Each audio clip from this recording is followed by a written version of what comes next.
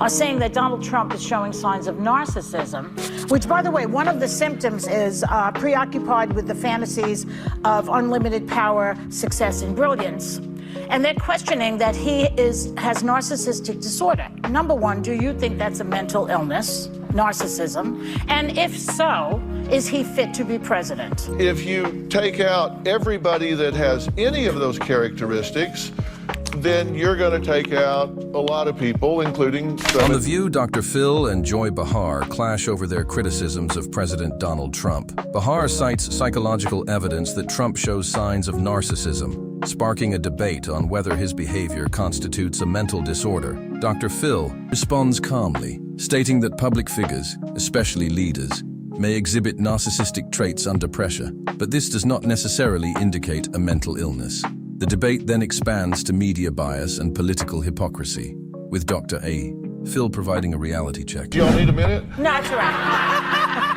No, she's got to ask you this question. Yeah, I got to ask you, because though they can't diagnose anybody, from afar, somebody that they haven't examined, doctors, therapists, a lot of respected psychologists out there, really big-time, big names, are saying that Donald Trump is showing signs of narcissism, which, by the way, one of the symptoms is preoccupied with the fantasies of unlimited power, success, and brilliance. And they're questioning that he has narcissistic disorder. Number one, do you think that's a mental illness, narcissism? And if so, is he fit to be president? Joy Behar, known for her opinionated show, asserts that Trump may have narcissistic personality disorder, characterized by a strong sense of self-importance, preoccupation with power, and an insatiable need for admiration.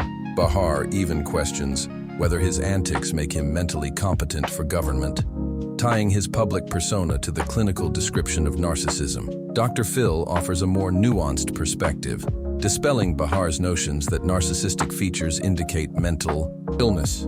The author cites the DSM-5 to underline that narcissism is a distinct clinical illness with particular characteristics. Presidents and other leaders may display narcissistic behavior due to the stress of their role, but this does not necessarily indicate mental illness. He warns against drawing clinical conclusions based purely on public behavior, encouraging the panel to take a more thorough and less biased approach. So that's a compound question, and I object. But, people talk about narcissism, but they don't really know what it means. So I brought a list from the DSM-5 about what narcissism really is, because if I asked people to stand up and define it, they wouldn't know. All right. And let's just take a vote. One, has a grandiose sense of self-importance. Check. Check. Okay. Next. 2, is preoccupied with fantasies of success, power, or brilliance, which you said. Check. Okay. 3, believes that he or she is special or unique. Check. Can only be understood by special people. 4, requires excessive admiration. Oh, check. Has a sense of entitlement, which means is very thin-skinned. Check. Is interpersonally exploitive. Lacks empathy. Has the inability to stand... The drama only escalates from here. Dr. Phil attacks Behar for being emotionally biased in her criticism of Trump, pointing out that she seems to overlook President Biden's cognitive difficulties while focusing on Trump's narcissism. Dr. Phil argues that Behar's judgment is affected by personal bias, making her less impartial in her analysis. Instead of applying the criteria for narcissism generally to all public individuals, Behar seems to put it exclusively onto Trump, ignoring how it might also apply to other political figures, especially ones she favors.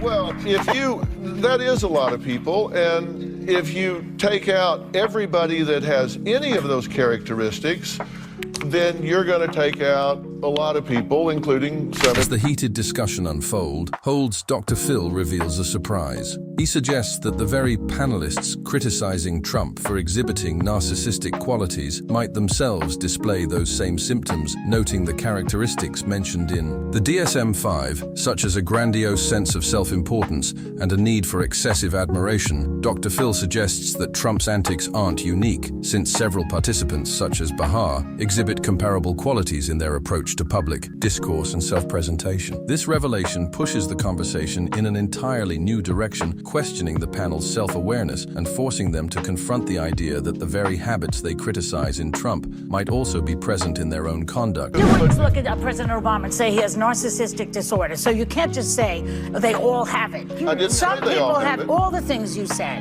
Right. We just checked every one of them. I said most leaders are under a lot of stress and pressure. Yeah. So a lot of them will show anxiety, depression at different times. A lot of leaders will have some affliction at different times because of the pressure and demands of the office. Drama doesn't end there as Dr. Phil's case gathers steam.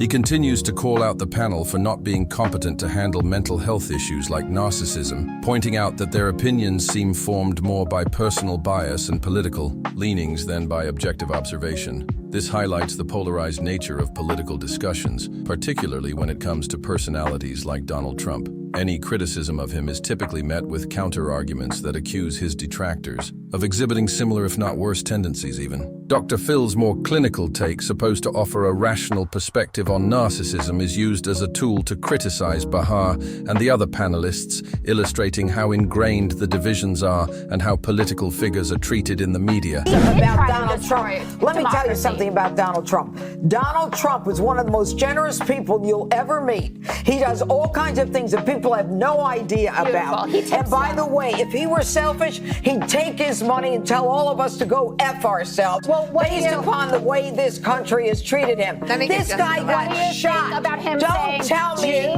Meanwhile, Judge Jeanine Pirro stepped in to make a powerful defense of Trump, stating that his generosity and charitable contributions significantly exceed those of the Obamas. Judge Jeanine asserts that the negative perception of Trump pushed by Democrats and the mainstream media often overlooks or downplays his selfless commitment to helping others. She points to his numerous charitable acts and personal contributions, emphasizing that these actions often perform behind-the-scenes contrast sharply with the carefully curated image of generosity associated with the Obamas. According to Judge Jeanine, the media and Trump's political opponents have worked hard to paint him as self-serving, but his actions tell a very different story. As the episode wraps up, the panel's divided opinions are clear, but one thing is undeniable.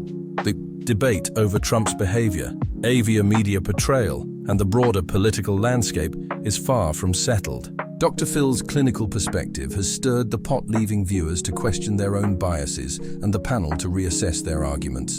What do you think of today's fiery conversation? Do you agree with Dr. Phil, or do you side with Bear Post? Your opinions in the comments below. This is one debate you don't want to miss. Thanks for tuning in.